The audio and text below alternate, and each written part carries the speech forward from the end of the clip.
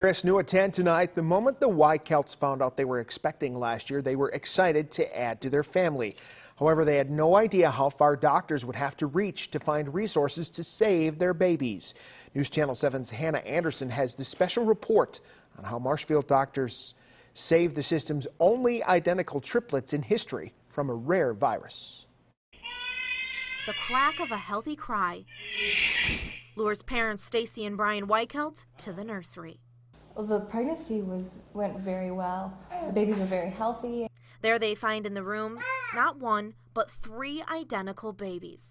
The Weichelts have triplets, Mason, Logan, and Dylan. I think we were just shocked. We just kind of stared at each other. We thought the radiologist tech was just joking with us.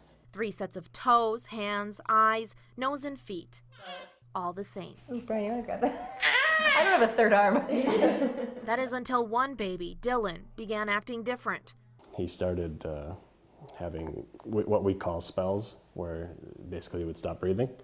It didn't take longer than the same day that the other 2 followed suit. Exact same symptoms, exact same things.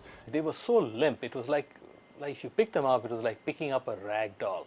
Dr. Edward Fernandez is the director of the Pediatric Intensive Care Unit at Ministry St. Joseph's Children's Hospital and quarterbacked the journey to crack the code on the Weichelt triplets. These babies are special. The doctors just could not figure out a diagnosis, so Dr. Fernandez says the pediatric ICU began the largest number of tests it's ever performed on newborns. We noticed that they were becoming stiff, and at that time we were thinking this was botulism, but we could not understand why they were becoming stiff. Marshfield Clinic reached out to a specialist in California to test the triplets for botulism, a rare and serious illness caused by bacterium in soil. But that test came back negative. So the testing continued for doctors, and work for the Weichelts did too. Now, since there are 3 babies, Dr. Fernandez says the feeding duties are rigorous. Each Weichelt baby takes 45 minutes to feed since they were so weak.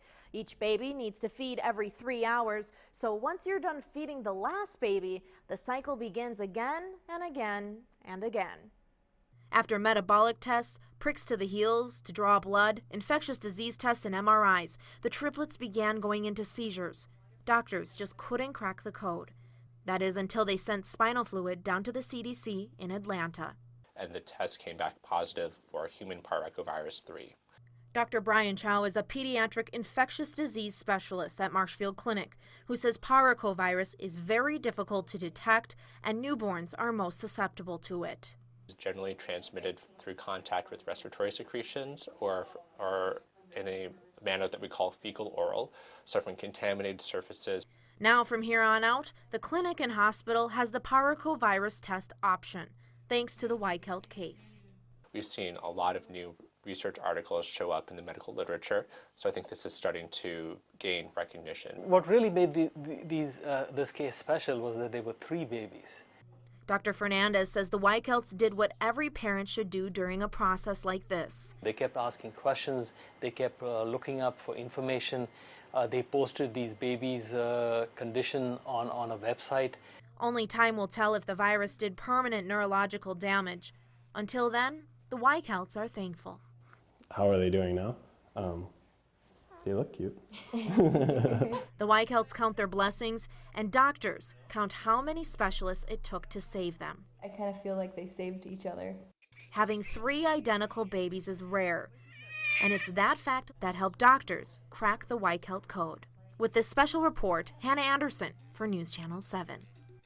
They really do look cute, don't they? Doctors still don't know what caused the Weichelts to get that virus, but they say because there were 3 genetically identical babies to test on, they were able to get enough blood to do the tests.